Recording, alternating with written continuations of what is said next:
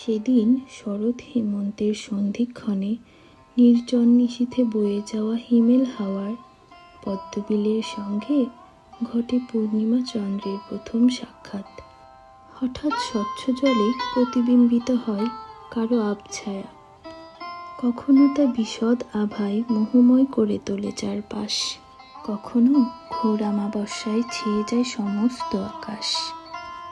আলো ছায়ার ঘোলাটে জাহানে বসবাস করা কৃষ্ণবর্ণের ঐন্দ্রজালিক চন্দ্রের জীবনে নির্মল সুরূপা পদ্মার আকস্মিক পদার্পণ কি পারবে অমানিসীর সাথে সাথে চন্দ্রের অবশিষ্ট কলঙ্ক মুছে দিতে?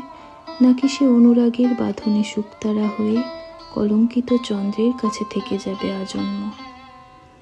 আজ এই পর্যন্তই থাক, বাকিটা না হয় অন্য কোনো দিন বলবো, কেমন?